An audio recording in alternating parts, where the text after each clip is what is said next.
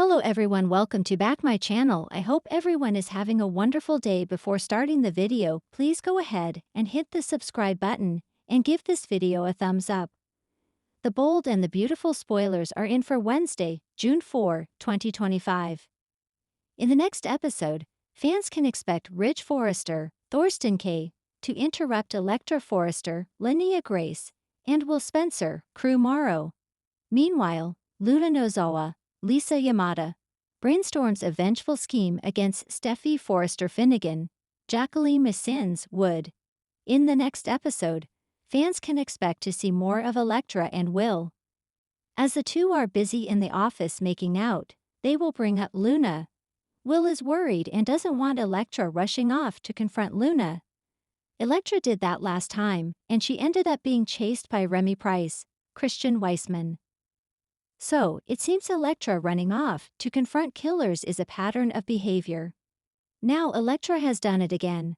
While Will and Electra told Katie Logan, Heather Tom, about Luna's threat, the jewelry designer should also have a little common sense. Don't run after killers unless you want to be killed. Seems pretty simple to me. As Will and Electra are talking and kissing, they are interrupted. This time, it's Ridge who interrupts the couple. Clearly, he overhears them talking about Luna. Ridge might assure them that he has put measures in place to keep everyone safe. However, Ridge might also warn Electra that she could be Luna's next target. The bold and the beautiful spoilers reveal that the next episode will also feature Luna coming up with a vengeful scheme.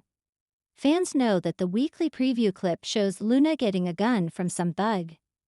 When the thug asks why a pretty thing like her needs a gun, Luna doesn't seem to answer him. However, Luna seemingly buys the gun, which could mean bad news for Steffi. Speaking of Steffi, the actress is currently pregnant with her 5th child. Woods has a tendency to work pretty late in her pregnancy.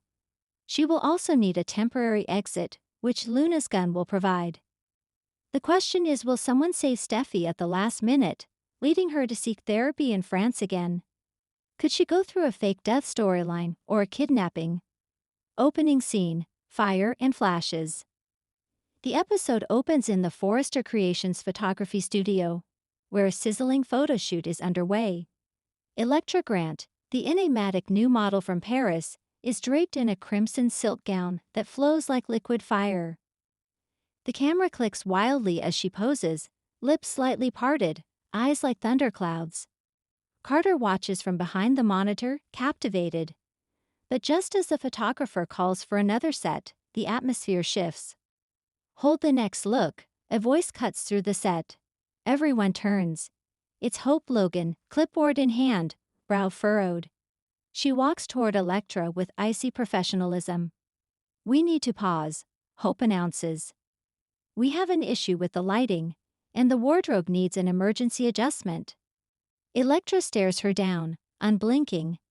Is that code for you don't like me stealing your spotlight? She asks, her French accent laced with venom. Hope doesn't flinch.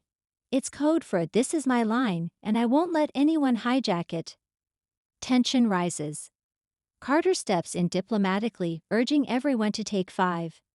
As the crew disperses, Electra tosses her silk robe over her shoulder and saunters off. But not before whispering to Hope, "You're afraid of me." "That's good, you should be." Hope's jaw tightens. Electra isn't just a model, she's a storm. Scene 2, Luna's secret plan. Across town, at the Spencer Cliff house, Luna Nozawa paces with quiet determination. Her fingers hover above a sleek leather-bound planner as she scribbles a list. DNA kit, Steffi's schedule, sedative timing, beach party location. She's not herself lately, or maybe she is finally letting herself become who she needs to be. RG watches her from the sofa. You okay? He asks, his voice gentle. You've been distracted.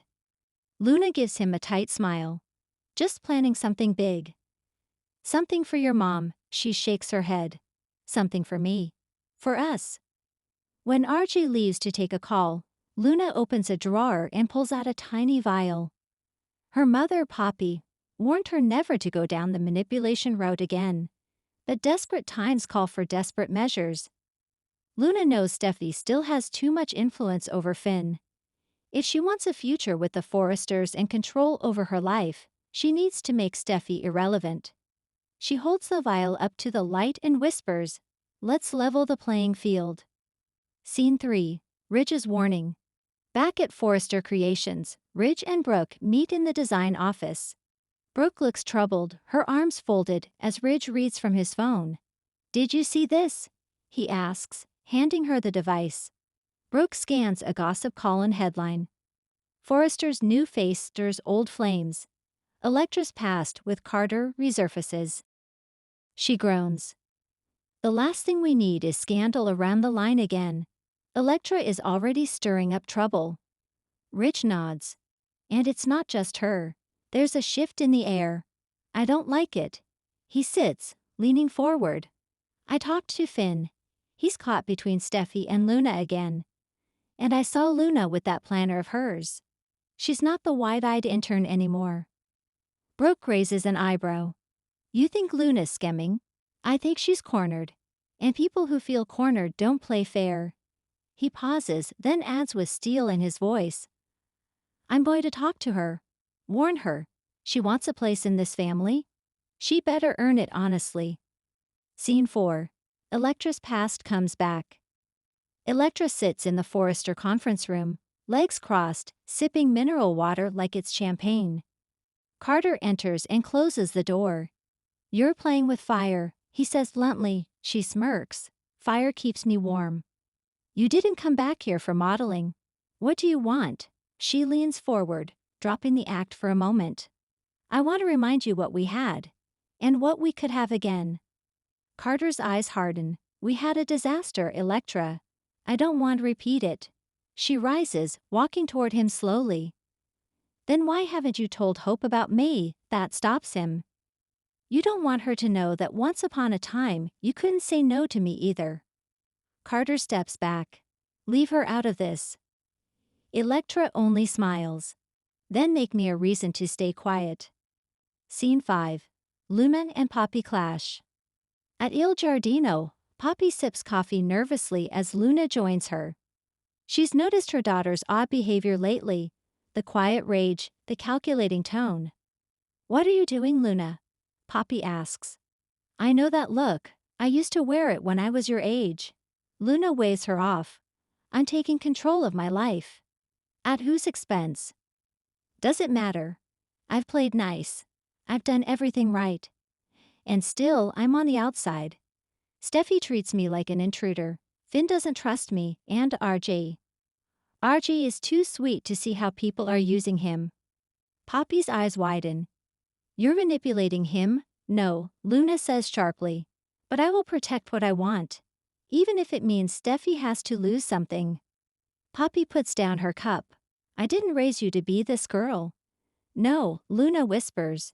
"You raised me to be a survivor." Scene 6. Ridge confronts Luna. Later that afternoon, Ridge knocks on the door of RJ's office. Luna is inside, organizing fabric samples. She looks up, startled. "Mr. Forrester," she says politely. "Ridge," he corrects, stepping in. "We need to talk." She sets the samples down, trying not to appear rattled. "I've seen you blossom here," Ridge begins. "You're talented, focused, but something's changed." Luna says nothing. "I know what it's like to feel like you don't belong, to be told you're not good enough. But you don't fix that by cutting others down. You fix it by rising up." She stiffens. "Are you accusing me of something?" "I'm warning you," he says, voice low. "You're in my son's world now, and by extension mine. If you try to hurt Steffi, or manipulate RJ, or poison this family from within, I'll know." Luna's mask slips for a second, but she recovers. "Thanks for the advice." Ridge walks out without another word, but the tension hangs heavy. Scene 7. Steffi feels the shift. At the Cliff House, Steffi curls up with Finn on the sofa. The kids are at daycare, and for once, things are quiet. But Steffi's mind is anything but. "Something's wrong," she murmurs. Finn strokes her hair. "What do you mean?" "Luna," Steffi says simply. "She's changing. I can feel it.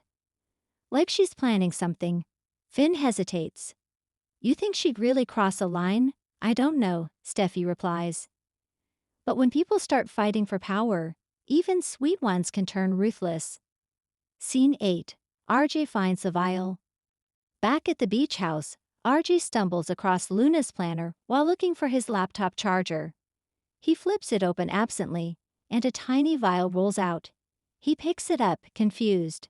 Luna? She walks in behind him, eyes going wide. RJ, don't touch that. What is it? He asks. It's just essential oils, she lies quickly. For sleep. RJ studies her. Are you okay? Luna forces a smile. Of course. Just tired. I have big plans. For us. You'll see. But as RJ nods, his gut tells him something is off. Something is just beginning. Final scene. Trouble on the horizon. In the final moments of the episode, the camera cuts to Electra watching footage of the earlier photoshoot on her phone. She zooms in on Carter in the background. Her lips curl into a smile. Let the games begin, she whispers. Meanwhile, Luna slips the vial back into her purse and stares out the window at the ocean. Her reflection in the glass looks unfamiliar, colder, sharper. And at Forrester, Rich sits alone in his office, staring at a photo of his family. Keep your enemies close, he mutters. But your schemers closer. Thanks for watching this video, and please subscribe our Boldy and be a UPDAT YouTube channel for more update news.